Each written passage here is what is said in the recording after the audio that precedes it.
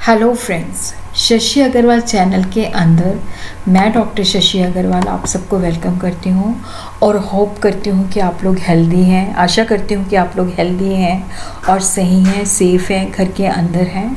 और आज का जो हमारा सब्जेक्ट है that is the cost accounting, जिसके अंदर हम लोग करेंगे क्लासिफिकेशन ऑफ द कॉस्ट।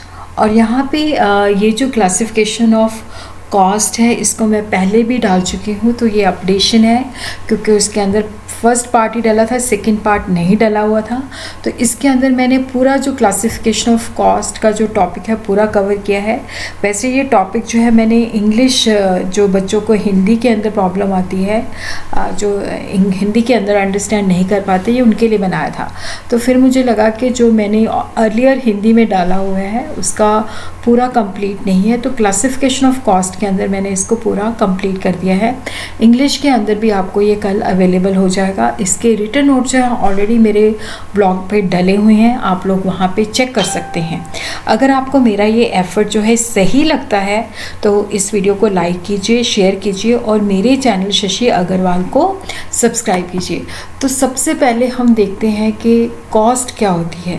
देखो, कॉस्ट जिसको हम हिंदी के अंदर लागत भी कह सकते हैं, वो लागत के जिसको हमेशा हम रेवेन्यू के साथ मैच करते हैं कि अगर मैंने पेन बनाना है तो पेन बनाने की क्या कॉस्ट होगी। Cost is that which is given or sacrifice to get something. Value का अर्थ होता है कि जो यूज़फुल है, कि ये चीज़ मेरे लिए कितनी वैल्यूएबल है। कॉस्ट जो होती है मुद्रा के अंदर मेजर की जाती है। एक्सपेंस जो होते हैं एक्सपायर्ड कॉस्ट होती हैं जो कि इनकर किए जाते हैं ताकि रेवेन्यू को जनरेट किया जा सके, और ये रेवेन्यू से माइनस किए जाते हैं। जैसे रेंट और सैलरी जो होते हैं ये रेवेन्यू से माइनस किए जाते हैं। और लॉस भी जो होता है ये भी एक तरह से एक्सपायर्ड कॉस्ट होती है जो बिज़नेस को कोई इकोनॉमिक बेनिफिट जो है जनरेट नहीं करती। और उसी तरह now we will understand what is the definition of the cost. Cost is the amount of expenditure, actual भी हो सकता है, नोशनल भी हो सकता है, जो कि एक पर्टिकुलर चीज़ के ऊपर खर्च किया जाता है। जैसे हमने पेन बनाया है तो पेन बनाने की कॉस्ट क्या है। Cost is measurement in monetary terms of the amount of resources used for the purpose of production of goods and rendering of the services. कि जो चीज़ें हम मैन्युफैक्चर करते हैं या जो सर्विस हम प्रोवाइड करते हैं उसको सर्विस देने के लिए या चीज़ों को मैन्युफैक्चर करने के लिए जो रिसोर्सेज हमने यूज़ किए हैं उस पर कितना खर्चा आया है। और उसी तरह क्या है कि देखो, जैसे हमने कॉस्ट को कंट्रोल करना है तो कॉस्ट के क्लासिफिकेशन करना बहुत ही ज़रूरी है। जब हम कुछ कॉमन फीचर के बेसिस पे क्या होता है कि ग्रुपिंग करते हैं तो that is called the classification of the cost. जैसे यहाँ पे देखो, जो कॉस्ट है उसको हम नेचर के wise material, labour and expense के अंदर डिवाइड कर सकते हैं। मटेरियल आगे डायरेक्ट हो सकता है, इनडायरेक्ट हो सकता है, लेबर आगे डायरेक्ट इनडायरेक्ट हो सकती है, एक्सपेंस आगे जो है डायरेक्ट इनडायरेक्ट हो सकता है। उसी तरह जो इन डायरेक्ट एक्सपेंसेस हैं, indirect material, indirect labour, indirect overhead, उसको हम ओवरहेड कहते हैं, जो कि आगे फर्दर क्लासीफाई हो जाती है production, administration, selling overhead and distribution overhead. तो कॉस्ट को हम क्लासीफाई कर सकते हैं by nature or element wise, by function wise, by degree or traceability, by controllability, by change in activity, by normality, by relation with the accounting, by association with the product, by time, by planning and control, and for the managerial decision। जब हम nature wise करते हैं या element wise करते हैं तो material, labour and overhead, material को हम दो भागों में, direct material, indirect material, labour direct and indirect, other expenses जो हैं डायरेक्ट एंड इनडायरेक्ट, जो मटेरियल और लेबर के अंदर नहीं आते। और उसी तरह ही हम देखते हैं कि बाय नेचर और एलिमेंट, जैसे डायरेक्ट मटेरियल है, डायरेक्ट मटेरियल वो मटेरियल होता है जिसको हम कह सकते हैं कि ये प्रोडक्ट हमने मैन्युफैक्चर किया है, इसका इसके साथ डायरेक्ट लिंक है, ये इसको बनाने के अंदर यूज़ किया गया है। Direct material are those material which can be identified in product and can be conveniently measured. जैसे हम फर्नीचर बनाते हैं तो फर्नीचर के अंदर टिम्बर यूज़ करते हैं तो डेफिनेटली हमें पता चलता है। अगर हमने कोई ड्रेस स्टिच किया है तो उसके अंदर फैब्रिक जो होता है, जिसको हम डायरेक्टली कह सकते हैं कि ये इस प्रोडक्ट के साथ रिलेटेड है। डायरेक्ट मटेरियल जो होता है ऑल जो रॉ मटेरियल जैसे pig iron in foundry, jute in manufacture of Ghani bags. और जैसे हमने स्पेसिफिक जॉब या प्रोसेस या ऑर्डर के लिए कोई चीज़ मंगवाई है, जैसे बुक बाइंडिंग के लिए ग्लू है, और उसी तरह जो हमने कार्स के लिए बैटरीज मंगवाते हैं, primary packing material, carton wrapping, ये सारे जो है डायरेक्ट मटेरियल के अंदर आ जाते हैं। डायरेक्ट मटेरियल को हम रॉ मटेरियल भी कह सकते हैं, process material, production material, basic raw material जैसे timber in furniture, paper in book, jewellery के अंदर जो है गोल्ड है, और उसी तरह primary packing material, bottle for medicine, tin packing for ghee, और उसी तरह जैसे सीमेंट के अंदर जो है हम बैग्स के अंदर जो सीमेंट डालते हैं। और उसी तरह हम देखते हैं कि जैसे इनडायरेक्ट मटेरियल जो होता है, जिसको हम ये नहीं कह सकते कि डायरेक्ट मटेरियल है, जो हम ये नहीं कह सकते, जैसे फर्नीचर के अंदर टिम्बर यूज़ हुआ है, बट जब हम फर्नीचर बनाते हैं तो और भी जैसे कंज्यूमेबल स्टोर्स हैं, कॉटन वेस्ट है, मटेरियल है, जो किसी प्रोडक्ट पर्टिकुलर प्रोडक्ट के साथ जुड़े हुए नहीं होते, ये कॉमन चीज़ें होती हैं जिसको हम डायरेक्टली जो है एलोकेट नहीं कह सकते कि इस पर्टिकुलर प्रोडक्ट के अंदर ये यूज़ हुआ है। तो ये कॉमन चीज़ें होती हैं, और ये वॉल्यूम ऑफ प्रोडक्ट के साथ भी डायरेक्टली वेरी नहीं करती। जैसे कई बार क्या होता है कि जैसे हम बेसिकली जैसे ड्रेस मटेरियल के अंदर थ्रेड यूज़ किया जाता है, तो इसको हम इनडायरेक्ट मटेरियल के अंदर डाल लेते हैं, क्योंकि ये स्मॉल वैल्यू का होता है, जिसको हम पर्टिकुलर जॉब, प्रोडक्ट और प्रोसेस के अंदर जो है मेजर नहीं कर सकते। डायरेक्ट लेबर वो लेबर होती है जिसको हम कन्वीनियंटली आइडेंटिफाई कर सकते हैं कि इस पर्टिकुलर जॉब या प्रोसेस के अंदर जो है इस प्रोडक्शन के साथ ये एसोसिएटेड है, कि ये रॉ मटेरियल को फिनिश प्रोडक्ट के अंदर कन्वर्ट कर देती है। तो जो डायरेक्ट लेबर हम आइडेंटिफाई कर सकते हैं, जो उसको वेजेस पे करते हैं, तो डायरेक्ट वेजेस होते हैं। एनी फॉर्म ऑफ लेबर जो इंगेज्ड होली और स्पेसिफिकली किसी जॉब, कॉन्ट्रैक्ट और वर्क ऑर्डर के ऊपर डायरेक्टली काम पे कर रही होती है, तो उसको हम डायरेक्ट लेबर कह सकते हैं। और उसी तरह क्या है कि देखो जो बेसिकली जो लेबर प्रोडक्शन डिपार्टमेंट के अंदर काम कर रही होती है, और जो कारपेंटर फर्नीचर यूनिट के अंदर काम कर रहा है, और उस तरह जो टेलर जो है वो कपड़े स्टिच कर रहा है, तो क्योंकि यहाँ पे हम डायरेक्टली जो है उनको आइडेंटिफाई कर सकते हैं। और उसी तरह ही देखो जो इनडायरेक्ट लेबर होती है, जिनको हम कन्वीनियंटली आइडेंटिफाई नहीं कह सकते कि ये पर्टिकुलर प्रोसेस या जॉब के साथ एसोसिएटेड है, जैसे पर्सनल डिपार्टमेंट के अंदर लेबर लगी हुई है, या जैसे जो स्वीपर्स हैं, वॉचमैन हैं, तो इनको हम जो है ये इनडायरेक्ट लेबर होती है। टाइम कीपिंग डिपार्टमेंट के अंदर जो लेबर है, इंजीनियरिंग डिपार्टमेंट के अंदर जो लेबर है, स्टोर के अंदर जो लेबर होती है, ये इनडायरेक्ट लेबर होती है। हम ये नहीं कह सकते कि ये पर्टिकुलर प्रोडक्ट की या सर्विस की लिए काम कर रही है, क्योंकि ये कॉमन होती है। डायरेक्ट चार्जेबल एक्सपेंसेस वो होते हैं जिसको हम डायरेक्टली कॉस्ट सेंटर्स को कह सकते हैं कि ये डायरेक्ट खर्चा इन कॉस्ट सेंटर के ऊपर जो है आया है। All cost other than material and labour जो होती है उसको एक्सपेंस कह सकते हैं। एक्सपेंस आर द कॉस्ट और services provided to all undertaking, या नोशनल कॉस्ट भी इसके अंदर हो सकती है। ये दो तरह की होती है, डायरेक्ट कॉस्ट होती है, इनडायरेक्ट कॉस्ट होती है। और जो डायरेक्ट कॉस्ट होती है, जिसको डायरेक्ट एक्सपेंस जो होते हैं, जिसको हम स्पेसिफिकली कह सकते हैं, जो डायरेक्ट मटेरियल और डायरेक्ट लेबर के बिना होते हैं, जिनको हम इजीली आइडेंटिफाई कर सकते हैं, और ये आउटपुट के साथ वेरी करते हैं। जैसे जॉब प्रोसेसिंग चार्जेस हैं, और जो साइट पे हम ट्रैवलिंग एक्सपेंस है, रॉयल्टी ऑन प्रोडक्शन है, आर्किटेक्ट की फ़ीस है, expense of drawing on pattern जो मॉडल्स हैं, तो वो खर्चा जो होता है डायरेक्ट एक्सपेंस का होता है। और उसी तरह जो ओवरहेड्स होते हैं या इनडायरेक्ट एक्सपेंसेस होते हैं, जो indirect material, indirect labour, indirect expense, जिसको हम एक पर्टिकुलर कॉस्ट सेंटर को एलोकेट नहीं कर सकते, आइडेंटिफाई नहीं कर सकते, जैसे rent, rates and taxes of the building, rent, depreciation repair होगी, डेप्रिसिएशन ऑफ मशीन्स हो गया, फर्नीचर एंड बिल्डिंग, और उसी तरह लाइटिंग एंड हीटिंग एक्सपेंसेस। तो ये बेसिकली जो होते हैं इनडायरेक्ट एक्सपेंसेस होते हैं। और उसी तरह फंक्शनल क्लासिफिकेशन के अंदर क्या है कि जैसे ये मैन्युफैक्चरिंग ओवरहेड है, ये एडमिनिस्ट्रेशन ओवरहेड है, ये सेलिंग ओवरहेड है, ये डिस्ट्रीब्यूशन ओवरहेड है, तो यहाँ पे हम उसको फंक्शन के हिसाब से manufacturing and production cost, total cost involve in manufacturing, construction and fabrication. Commercial cost जो होती है ये एडमिनिस्ट्रेशन कॉस्ट में आ जाती है, जो ऑफिस के साथ आ जाती है। सेलिंग और डिस्ट्रीब्यूशन जो सेल और डिस्ट्रीब्यूशन के साथ जुड़ी हुई होती है। और उसी तरह हम देखते हैं by degree of traceability to the product के जो कॉस्ट हम प्रोडक्ट को ट्रेस कर सकते हैं कि इस प्रोडक्ट के ऊपर बनाने में हमें ये खर्चा आया। अगर जिसको हम ट्रेस आउट कर सकते हैं वो डायरेक्ट कॉस्ट होती है, जिसको हम ट्रेस आउट नहीं कर पाते वो इनडायरेक्ट कॉस्ट होती है।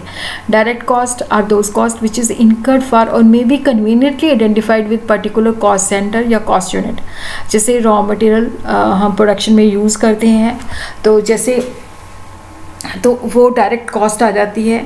जो लेबर प्रोडक्शन में लगी हुई है उसको हम वेजेस पे करते हैं।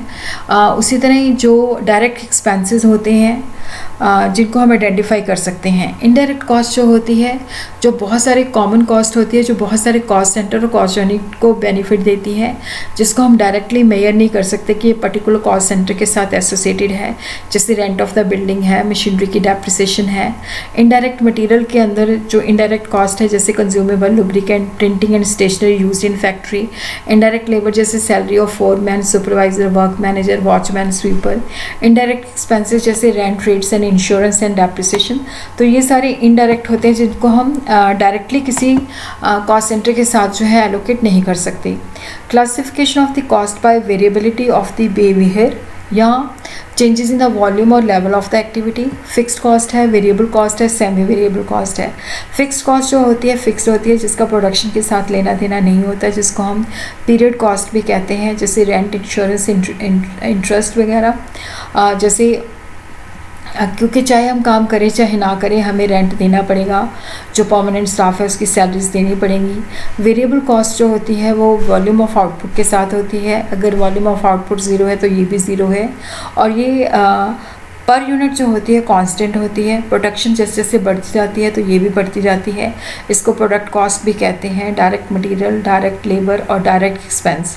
और उसी तरह जो सेमी वेरिएबल कॉस्ट होती है जिसका कुछ हिस्सा जो होता है फिक्स्ड होता है और कुछ हिस्सा वेरिएबल होता है। जैसे टेलीफोन एक्सपेंस है तो मिनिमम चाहे हम फ़ोन करें चाहे ना करें मिनिमम रेंट हमें देना पड़ता है। उसके बाद हो जाता है कि जितनी हम कॉल्स करेंगे वो वेरिएबल हो जाता है। और इस तरह जैसे फैक्ट्री के अंदर एडिशनल शिफ्ट है तो उससे एडिशनल सुपरवाइज़र रखना पड़ेगा। तो टेलीफोन रेंट जो है minimum rent is fixed and behind a specific number of calls charges जो है वेरी करते हैं। तो ये हमारी जो है बेसिकली सेमी वेरिएबल कॉस्ट हो जाती है। तो इस तरह से देखो जो हमारा यहाँ पे आउटपुट है, यहाँ पे कॉस्ट है, ये हमारी फिक्स्ड कॉस्ट है। ज़ीरो प्रोडक्शन कर रहे हैं तो भी, लेकिन जैसे जैसे हम आउटपुट ज़्यादा बनाते जाते हैं फिक्स्ड कॉस्ट पर यूनिट जो है कम होती जाती है। और उसी तरह देखो ये वेरिएबल कॉस्ट है लेकिन ये पर यूनिट सेम रहती है। और उसी तरह क्या है कि जो सेमी वेरिएबल कॉस्ट है इस लेवल तक फिक्स है, उसके बाद ये वेरिएबल हो जाती है।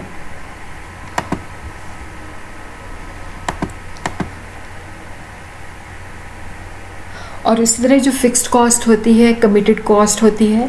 और यहाँ पे क्या होता है कि ये मैनेजमेंट की डिस्क्रिप्शन पे डिपेंड नहीं करती। जैसे रेंट और इंश्योरेंस देना ही पड़ेगा। पॉलिसी और मैनेज कॉस्ट जो होती है, जो मैनेजमेंट पॉलिसी जैसे एम्प्लॉयज़ को घर बना के देना है। डिस्क्रिशनरी कॉस्ट होती है जो कुछ पॉलिसी डिसीजन पे जैसे advertising, public relation, training etcetera. Step cost जो होती है कुछ लेवल तक फिक्स होती है। फिर उसके बाद मतलब एक अगर हम 1000 यूनिट तक बनाते हैं तो इतनी फ़िक्स्ड कॉस्ट है। अगर 2000 यूनिट हो जाता है तो फिक्स्ड कॉस्ट जो होती है हमारी चेंज हो जाती है। और उसी तरह association with the product cost जो है जो परचेज और सेल ऑफ गुड्स जिसको हम प्रोडक्ट के अंदर एसोसिएट कर सकते हैं कि जैसे हमने ये चीज़ें प्रोडक्ट प्रोड्यूस की हैं तो ये कॉस्ट उस प्रोडक्ट के साथ जुड़ी हुई है, इसको हम ट्रेस आउट कर सकते हैं। और उसके बेसिस पे हम प्रोडक्ट की प्राइसिंग फिक्स कर सकते हैं। जैसे कॉस्ट प्लस कॉन्ट्रैक्ट्स होते हैं तो जिसके अंदर direct material, direct labour, manufacturing overhead आ जाती हैं। पीरियड कॉस्ट जो होती है प्रोडक्शन के साथ जुड़ी हुई नहीं होती, ये टाइम पीरियड के साथ जुड़ी होती है, कंट्रैक्चुअल कॉस्ट होती है, जैसे रेंट हमने देना है, सैलरी हमने देनी है, ये प्रोडक्शन के साथ नहीं होती। यहाँ पे बेसिकली ये भी नेसेसरीज होती हैं, बट किसी पर्टिकुलर प्रोडक्ट के साथ हम नहीं इसको जोड़ सकते, क्योंकि जिस बिल्डिंग को हमने रेंट पे लिया हुआ है वो नेसेसरी होती है, बट वो जो है पीरियड कॉस्ट होती है। चाहे हम वहाँ पे कोई काम करें चाहे ना करें, हमें रेंट देना ही पड़ेगा। तो ये पर्टिकुलर टाइम पीरियड के लिए हम इनकर करते हैं, इसको प्रॉफिट एंड लॉस अकाउंट के अंदर जो है इसको एक्सपेंस साइड पे शो करते हैं। और उसी तरह हम कंट्रोलेबल बेसिस पे कह सकते हैं, कंट्रोलेबल कॉस्ट है, अनकंट्रोलेबल कॉस्ट है। देखो, कंट्रोलेबल कॉस्ट होती है जिसको हम कंट्रोल कर सकते हैं। एक ऑर्गेनाइजेशन जो है काफ़ी सारी रिस्पॉन्सिबिलिटी कॉस्ट सेंटर के अंदर डिवाइडेड होती हैं, और वहाँ पे कंट्रोलेबल कॉस्ट जो होती है इनकी रिस्पॉन्सिबिलिटी होती है कि इनको वो कंट्रोल करें। जो डायरेक्ट कॉस्ट होती है, direct material, labour and direct expenses, इनको कंट्रोल किया जा सकता है। जो फिक्स्ड कॉस्ट होती है इनको कंट्रोल नहीं किया जा सकता।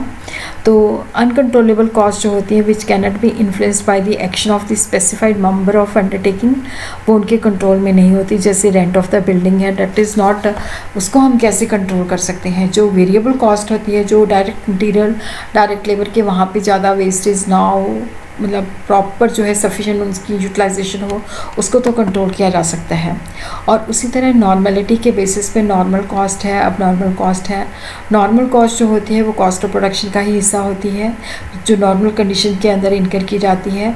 और यहाँ पे बेसिकली जो चीज़ें हम जो कॉस्ट ऑफ मटेरियल है, कॉस्ट ऑफ लेबर है, कि जितना स्टैंडर्ड है उसके मुताबिक जो है हम मतलब होती हैं। अब नॉर्मल कॉस्ट होती हैं कि जो इस पर स्टैंडर्ड नहीं होती, जो नॉर्मली इनकर नहीं की जाती। जैसे बहुत ज़्यादा अब नॉर्मल लॉस हो जाता है या आइडल टाइम जो होता है, तो ये कॉस्ट ऑफ प्रोडक्शन का पार्ट नहीं होती। इसको प्रॉफिट एंड लॉस को कॉस्टिंग के प्रॉफिट एंड लॉस के अंदर इसको चार्ज किया जाता है। और उसी तरह हम देखते हैं historical cost.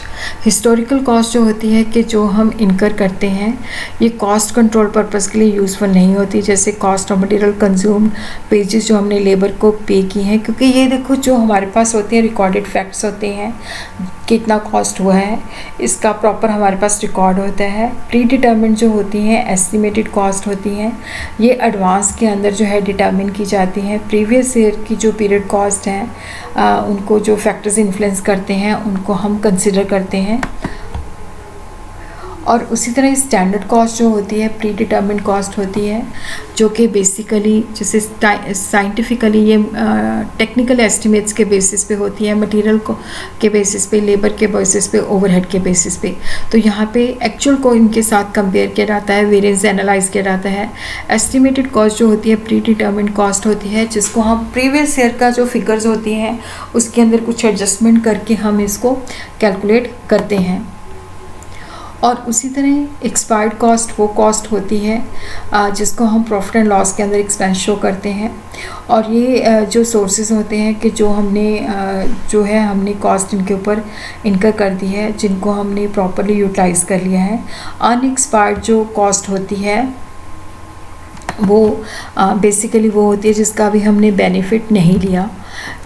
Expired cost of the resources which have been purchase to earn the revenue in the future, इसको हम बैलेंस शीट के अंदर एसेट के रूप में रिकॉर्ड करते हैं। जैसे जैसे ये कंज्यूम, जितना पार्ट कंज्यूम हो जाता है पर्टिकुलर अकाउंटिंग पीरियड के अंदर, वो एक्सपायर्ड कॉस्ट हो जाता है, और वो पार्ट जो होता है हम प्रॉफिट एंड लॉस के अंदर शो कर देते हैं। बाकी जो होता है वो एसेट के रूप में पड़ा रहता है। और उसी तरह classification of cost by managerial decision making. Sunk cost जो होती है ये पास्ट कॉस्ट होती है, हिस्टोरिकल कॉस्ट होती है, जिसको हम चेंज नहीं कर सकते, मैनेजमेंट का जिसके ऊपर कोई कंट्रोल नहीं होता, और ये फ्यूचर के लिए भी रेलेवेंट नहीं होती। जो हमारा बैलेंस शीट के अंदर जो बुक वैल्यूज़ होती हैं, जैसे कॉस्ट ऑफ लैंड परचेज, क्योंकि ये कॉस्ट हम इनकर कर चुके हैं, बट इनको फिर भी हम एनालाइज करते हैं कोई भी जो फ्यूचर के बारे में डिसीज़न लेना होता है। और उसी तरह क्या है रेलेवेंट और इरेलेवेंट कॉस्ट। देखो जो फ्यूचर कॉस्ट है जो डिफरेंट सिचुएशंस के अंदर डिफरेंट होती है, और यहाँ पे रेलेवेंट कॉस्ट जो होती है जो हमारे डिसीजन मेकिंग को इन्फ्लुएंस करती है, और जो इरेलेवेंट कॉस्ट होती है जिसको हम इन्फ्लुएंस नहीं कर सकते। जो इरेलेवेंट मतलब जो रेलेवेंट नहीं होती, यूज़फुल नहीं होती। Irrelevant cost are those cost which are not relevant for the future, और जिसको हम मैनेजमेंट के डिसीजन के द्वारा चेंज नहीं कर सकते। जैसे एक ओल्ड मशीन है, इसकी जो रिप्लेसमेंट करनी है फ्यूचर के अंदर, that is relevant cost, but जिस कॉस्ट में हमने इसको परचेज़ किया था वो आज की डेट में संक कॉस्ट हो गई है, तो वो हमारे लिए इरेलीवेंट कॉस्ट हो जाती है। क्योंकि रेलिवेंट कॉस्ट है कि फ्यूचर के अंदर हम इसको किस कॉस्ट पे रिप्लेस करेंगे, वो रेलिवेंट हो जाती है। शट डाउन कॉस्ट होती है fixed cost which continue to be incurred even a plant is temporarily shut down. क्योंकि हमारी जो शॉर्ट रन के अंदर कॉस्ट होती है दो तरह की होती है, फिक्स्ड एंड वेरिएबल। अगर टेम्परेली हम अपने बिजनेस को बंद करते हैं तो भी हमें फिक्स्ड कॉस्ट जो रेंट है वो देना पड़ेगा, जो परमानेंट स्टाफ है उसकी सैलरीज हमें देनी पड़ेगी। और उसी तरह क्या है कि देखो कई बार हमें रॉ मटेरियल अवेलेबल नहीं होता तो हम प्रोडक्शन बंद कर देते हैं या लेबर की शॉर्टेज होती है, तो ये कॉस्ट जब हमने डिसीजन लेना होता है कि शट डाउन करना चाहिए या नहीं करना चाहिए, तो ये कॉस्ट भी हम कंसिडर करते हैं कि जैसे rent, insurance of the building, जो दोबारा से इसको री इंस्टॉल करना है बिज़नेस को, तो कॉस्ट ऑफ पब्लिक रिलेशन, वो सारी चीज़ें हम कंसिडर करते हैं जब हमने बिज़नेस को शट डाउन करने का डिसीज़न लेना होता है। और उसी तरह ही अपॉर्चुनिटी कॉस्ट होती है जो sacrificed involve in accepting an alternative course of action. Basically ये हम जो है डिसीजन मेकिंग के लिए काफ़ी इंपॉर्टेंट होती है। यहाँ पे हम कोई खर्चा नहीं करते कि जैसे हमने बिल्डिंग जो है उसको रेंट पे दें या बिज़नेस के लिए यूज़ करें। अगर रेंट पे देते हैं तो हमें वहाँ से इतनी जो है इनकम जनरेट होती है, तो नेचुरली यहाँ पे हम उसका कि कम से कम जब हम इस बिल्डिंग के अंदर बिज़नेस कर रहे हैं तो हमें इतनी जो है इनकम जनरेट होनी चाहिए। तो sacrifice involve in accepting an alternative course of action. Opportunity cost is a cost that made the benefit that is lost when the choice of one course of action is made। क्योंकि अगर हम इसको किसी को rent पे देते तो मान लो हमें वहाँ पे 10,000 की इनकम प्राप्त होती, तो ये जो है 10,000 इसकी अपॉर्चुनिटी कॉस्ट हो जाएगी कि जब हम बिज़नेस के अंदर यूज़ करते हैं तो कम से कम हमें जो है 10,000 का जो है बेनिफिट होना चाहिए। अपॉर्चुनिटी कॉस्ट जो होती है हाइपोथेटिकल कॉस्ट होती है, डिसीजन मेकिंग के अंदर यूज़ की जाती है। जैसे बेसिकली जैसे हमने अपनी बिल्डिंग यूज़ करनी है तो मतलब यहाँ पे like rent of the own building propose to be use for a new project. तो क्योंकि अगर हम उसको अपने बिजनेस के लिए यूज़ कर रहे हैं तो अगर हम उसको रेंट पे देते तो हमें वहाँ से बेनिफिट होता है। और उसी तरह आउट ऑफ पॉकेट जो है एक्सप्लिसिट कॉस्ट होती है जो हम एक्चुअल में पे करते हैं, जो हम एक्सपेंडिचर करते हैं। जैसे हमने मटेरियल परचेज़ किया है, लेबर रखी है, पावर का खर्चा दिया है, जिसको हम आउट ऑफ पॉकेट कॉस्ट कह देते हैं। और उसी तरह जो है डिफरेंशियल कॉस्ट जो होती है जो है कि जब हम बेसिकली एक्टिविटी लेवल में जब हम जैसे 1000 यूनिट्स हैं 500 यूनिट बनाते हैं या 1500 यूनिट बनाते हैं तो हमारी जो टोटल कॉस्ट के अंदर जो वेरिएबल एंड फिक्स्ड कॉस्ट है उसके अंदर क्या चेंजेस आई हैं। तो यहाँ पे एक्टिविटी या टेक्नोलॉजी की वजह से या प्रोसेस की वजह से या मेथड ऑफ प्रोडक्शन की वजह से हमारी जो कॉस्ट के अंदर डिफरेंस आ रहा है, that is called differential cost. और इसको हम इंक्रीमेंटल कॉस्ट भी कहते हैं कि जब हमने अपना लेवल इंक्रीज़ किया तो हमारा पहले से कॉस्ट कितनी इंक्रीज़ हुई है, तो उसको हम इंक्रीमेंटल कॉस्ट भी कह देते हैं। डिक्रीमेंटल होता है कि जब हम अपना लेवल जो है आउटपुट का वो रिड्यूस करते हैं तो हमारी कॉस्ट कितनी डिक्रीज़ हो जाती है। मार्जिनल कॉस्ट जो होती है additional cost of producing additional unit, और मार्जिनल कॉस्ट जो होती है वेरिएबल कॉस्ट ही होती है। मार्जिनल कॉस्ट जो होती है क्योंकि ये प्रोडक्शन के मुताबिक चेंज होती है कि जब हम एक यूनिट और प्रोड्यूस करते हैं। फिक्स्ड कॉस्ट जो होती है वो पीरियड कॉस्ट होती है और ये प्रॉफिट एंड लॉस के अंदर जो है राइट ऑफ की जाती है। मार्जिनल कॉस्ट जो होती है बहुत ही इंपॉर्टेंट होती है डिसीजन मेकिंग के लिए, क्योंकि मेक और by product, pricing of the product, selection of the product mix के अंदर बहुत ज़्यादा सिग्निफिकेंट रोल होता है। क्योंकि फिक्स कॉस्ट तो फिक्स होती है तो यहाँ पे हम जो डिसीजन होता है मार्जिनल कॉस्ट जो है उसको कंसिडर करते हैं। रिप्लेसमेंट कॉस्ट जो होती है करंट मार्केट प्राइस होती है जिस एसेट को हमने रिप्लेस करना होता है कि जो बिल्कुल अगर मैंने अपने टेबल को रिप्लेस करना है तो जो मेरे पास ऑलरेडी टेबल है आज अगर मैं बाज़ार के अंदर ख़रीदने जाऊँ तो मुझे ये कितने का मिलेगा, वो रिप्लेसमेंट कॉस्ट होती है।